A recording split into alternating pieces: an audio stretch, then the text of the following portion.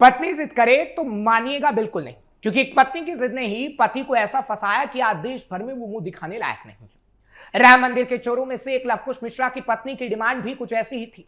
पत्नी ने सोने का लॉकेट और जेवरात मांगे तो लवकुश मिश्रा ने राम मंदिर से पैसा चुराकर पत्नी को सोने से लाद दिया। और अब जब इसका कच्चा चिट्ठा खुला तो हड़कंप मच गया। इन चोरों की पत्नी के पास कहां से करोड़ों रुपए आया, आज पर्दाफाश करेंगे और खोलेंगे अमिताभ ठाकुर का कच्चा चिट्ठा, जो राम मंदिर का सीईओ बनने को आतुर तो हैं, लेकिन कैसे फिर सकता है ठाकुर के ख्वाबों पर पानी, वो भी आपको बताएंगे। नमस्कार, कैपिटल टीवी के इस खास शो कच्चा चिट्ठा में आपका बहुत बहुत स्वागत है। मैं हूं आपके साथ हर्ष भारद्वाज। सबसे पहले बात चोरों की पत्नी की करेंगे, क्योंकि राम मंदिर से चोरी करने वाली चोर जेल में है। अब तक 1 करोड़ की जब्ती हो चुकी है, लेकिन चोरों की पत्नी के पास करोड़ों का खजाना है। अयोध्या राम मंदिर चढ़ावा चोरी के मामले में रोज रोज नए नए खुलासे हो रहे हैं। गणना में शामिल कर्मचारियों की यहां नियुक्ति के बाद तो जैसे लॉटरी ही लग गई हो। यहां पर मात्र 17,000 की पगार पाने वाला लवकुश मिश्रा श्री राम मंदिर में चढ़ावे की गणना में क्या लगाया गया, उसके हाथ जैसे खजाना लग गया।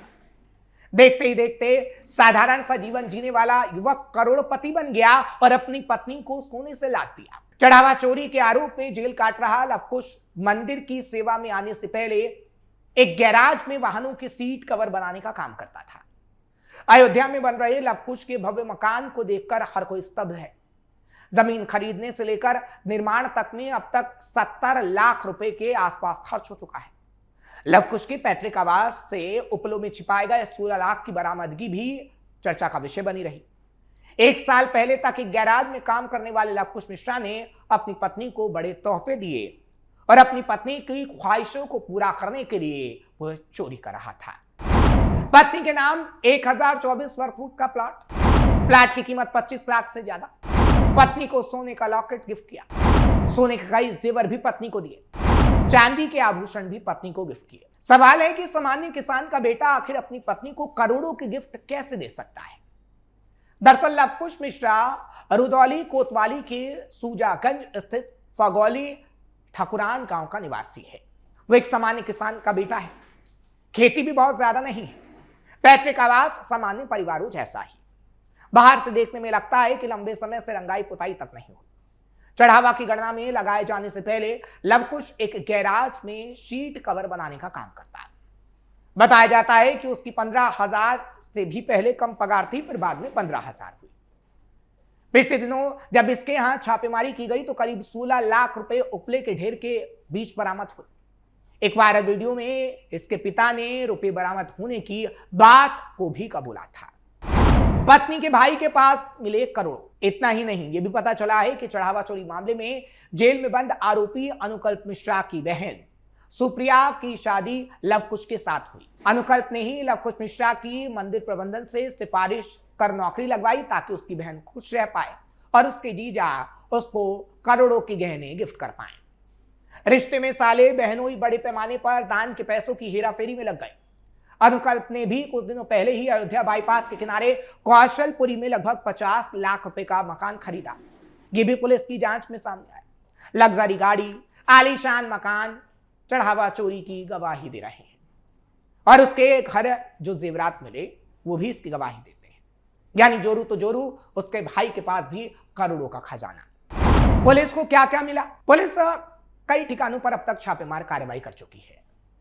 ब्रेजा कार से लेकर आभूषण मिले हैं। शहर में महंगा प्लॉट मिला है। लवकुश मिश्रा के पास से अब तक 17 लाख से ज्यादा रुपए की बरामदगी हो चुकी है। पत्नी के नाम महंगी जमीन, बैंक खातों में 24 लाख से ज्यादा का लेन देन, आलीशान मकान, उसके साले के पास 16 लाख से ज्यादा रुपए की बरामदगी, कौशलपुरी में 65 लाख रुपए का आलीशान मकान, नोएडा में कई फ्लैट, लखनऊ में बीबीडी कॉलेज के सामने रिश्तेदार के नाम जमीन, साथ ही चाचा और रिश्तेदारों की भी आर्थिक मदद करने की बात। कि तमाम बातें पुलिस ने बताई हैं, क्योंकि जिस तरीके से लवकुश मिश्रा ये पूरा खेल खेल रहा था, जब कच्चा चिट्ठा खुला तो पता लगा कि पत्नी की ख्वाहिशों को पूरा करने के लिए वो दान चोरी करता था। लवकुश मिश्रा की पत्नी को नोटिस होगा तो एक्शन। अब जब खजाने का पता चला तो एक्शन तो होना ही था। अब इन चोरों के करोड़ों के साम्राज्य को मिट्टी में मिलाया जाएगा।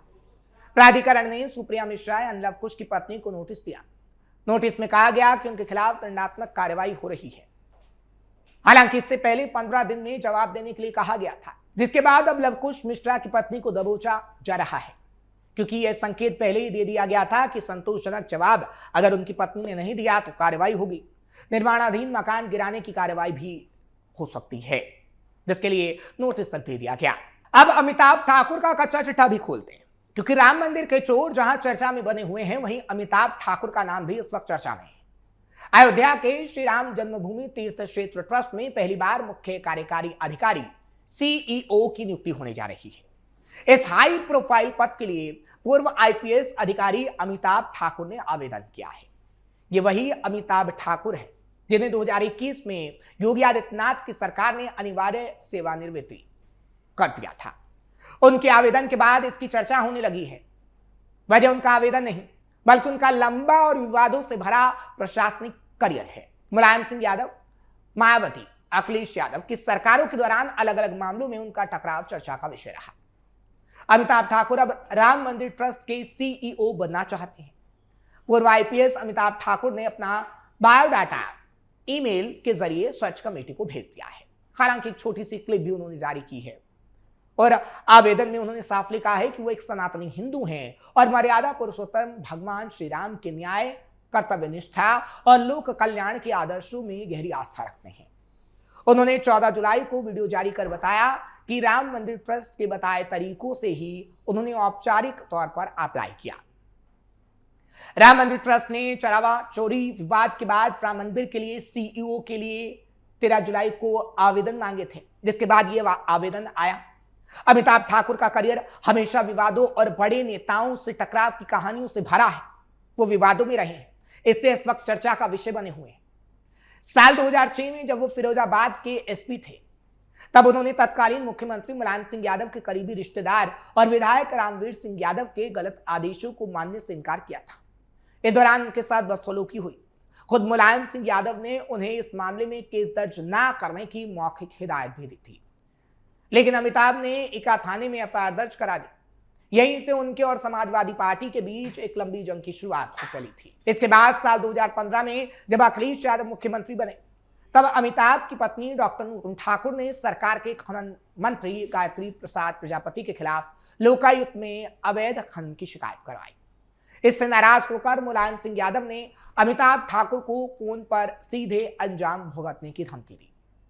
अमिताभ ने इस फोन कॉल का ऑडियो लीक कर दिया और हजरतगंज थाने में शिकायत दर्ज कराने पहुंच गए।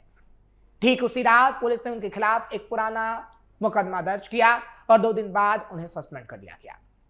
बाद में जांच में वो केस पूरी तरीके से फर्जी पाया गया और पुलिस ने शिकायतकर्ता महिला पर ही केस दर्ज कर दिया। राम मंदिर में अचानक क्यों पड़ी सीईओ की जरूरत? राम मंदिर ट्रस्ट में हाल ही में चढ़ावे को लेकर कुछ गड़बड़ियों की शिकायतें सामने आई थी। इसके बाद ट्रस्ट के कामकाज को पूरी तरह पारदर्शी और व्यवस्थित बनाने की कोशिश तेज हो गई।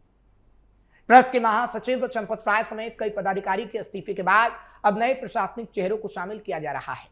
इसी कड़ी में ट्रस्ट ने एक बड़े फैसले के तहत सीईओ के पद के लिए देश भर के योग्य और सेवानिवृत्त अधिकारियों के आवेदन मांगे। आवेदन के लिए शर्त क्या है वो भी आपको बताते हैं। उम्र 50 से 70 साल के बीच होनी चाहिए। किसी बड़े विभाग में 20 साल का अनुभव, ग्रेजुएट होना अनिवार्य है। सनातनी हिंदू पूजा पाठ करने वाला होना चाहिए। अब सबकी नजरें इस बात पर टिकी हैं कि क्या राम मंदिर ट्रस्ट की सर्च कमेटी अमिताभ ठाकुर के इस आवेदन पर विचार करेगी, क्योंकि अमिताभ ठाकुर का विवाद काफी रहा है मायावती सरकार, अखिलेश सरकार और योगी आदित्यनाथ की सरकार में भी। मंदिर के प्रशासनिक कामों को संभालने के लिए बनाई गई इस 3 सदस्यीय कमेटी में justice Pradeep Kohli retired, lieutenant general Vishnukant Chaturvedi retired, Suresh Hawade जो कि शिरडी साईं बाबा संस्थान ट्रस्ट के पूर्व अध्यक्ष शामिल हैं। ये कमेटी 18 जुलाई को शाम 4 बजे योग्य उम्मीदवारों का इंटरव्यू लेगी। सवाल है कि क्या अमिताभ ठाकुर भी टेबल पर बैठे होंगे और इंटरव्यू दे रहे होंगे, क्योंकि अमिताभ ठाकुर को लेकर कई विवाद रहे हैं। और क्या अमिताभ ठाकुर किसी एजेंडे के तहत सीईओ बनना चाहते हैं, क्योंकि उनके विवाद काफी रहे हैं और उनके विवादों के चलते उनको शायद ही सीईओ बनाया जाए।